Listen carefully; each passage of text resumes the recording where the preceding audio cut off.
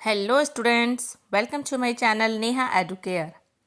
आज हम पढ़ेंगे class 8 civics chapter 7 understanding marginalisation.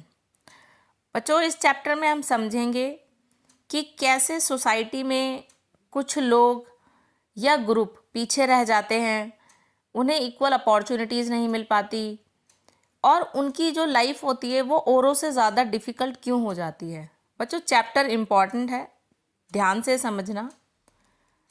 शुरू करते हैं। मार्जिनलाइजेशन। मार्जिनलाइजेशन का मतलब होता है किसी ग्रुप या कम्युनिटी को सोसाइटी के सेंटर से हटाकर साइड में कर देना। जब किसी इंसान या ग्रुप को इक्वल अपॉर्चुनिटीज़ नहीं मिलती, उनकी प्रॉब्लम्स पर ध्यान नहीं दिया जाता और उनकी आवाज़ इम्पॉर्टेंट नहीं समझी जाती, तो वो लोग सोशली मार्जिनलाइज्ड हो जाते हैं। ये सिचुएशन सिर्फ पैसे की वजह से नहीं होती, बल्कि कई फैक्टर्स मिलकर होती है, जैसे economic condition, social status, culture और पॉलिटिकल पावर।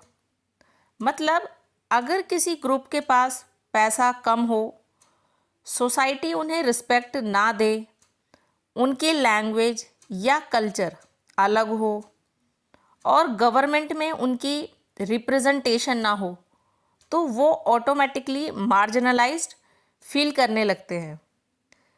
मार्जिनलाइजेशन एक ही जगह से नहीं होती, ये एक साथ कई डायरेक्शन से आती है।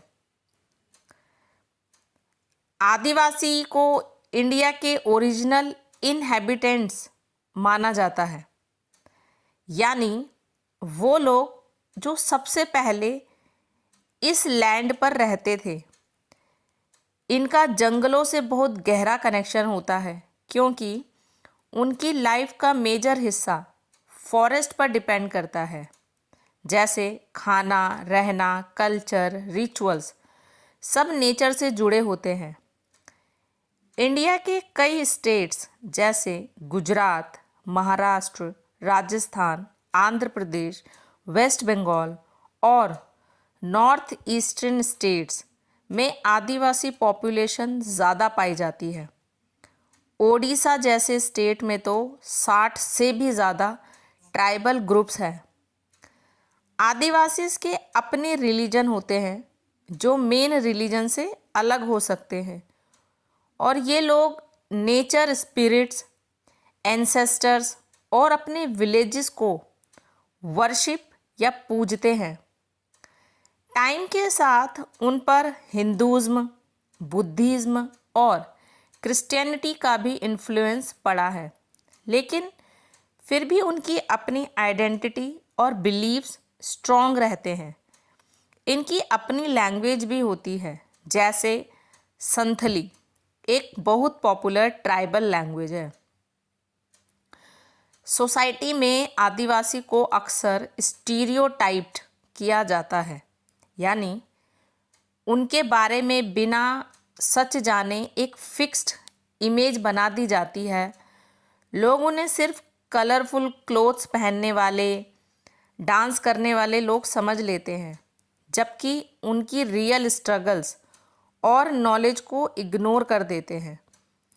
बहुत बार उन्हें बैकवर्ड या प्रिमिटिव बोल दिया जाता है, जो अनफेयर है। लोग ये भी अज्यूम कर लेते हैं कि आदिवासी प्रोग्रेस नहीं करना चाहते, जबकि असल प्रॉब्लम ये होती है कि उन्हें प्रॉपर एजुकेशन, रिसोर्सेज और अपॉर्चुनिटीज़ ही नहीं दी जाती।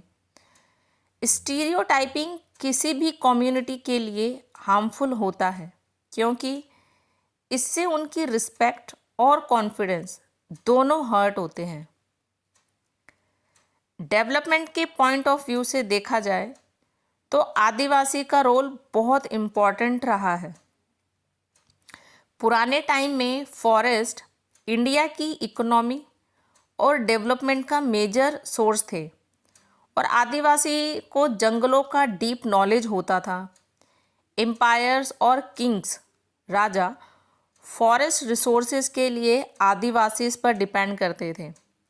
लेकिन आज के टाइम में प्रॉब्लम ये है कि वो वही कम्युनिटीज़ जो नेचर और रिसोर्सेज को सबसे अच्छे से समझती थी, उन्हें मार्जिनल और पावरलेस माना जाता है। प्री कॉलोनियल टाइम में आदिवासी हंटर गैदरर्स थे, नोमैडिक लाइफ जीते थे और शिफ्टिंग कल्टीवेशन करते थे।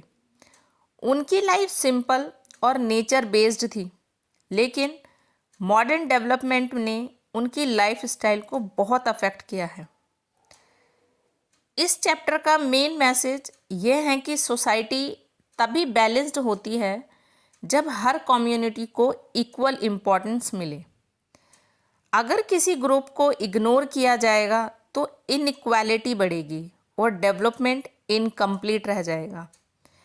मार्जिनलाइजेशन को समझना ज़रूरी है ताकि हम किसी भी कम्युनिटी को जज करने से पहले उनकी रियल सिचुएशन को समझें और उन्हें इक्वल रिस्पेक्ट और अपॉर्चुनिटी दे सके, यानी एक फेयर और इंक्लूसिव सोसाइटी की पहचान होती है।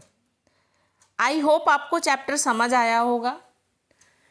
छोटा सा ही चैप्टर है, लेकिन बच्चों इम्पॉर्टेंट है। वीडियो पसंद आई हो तो मेरे चैनल को लाइक, सब्सक्राइब और वीडियो को ज़्यादा से ज़्यादा अपने दोस्तों के साथ शेयर करें। मिलते हैं नेक्स्ट वीडियो में।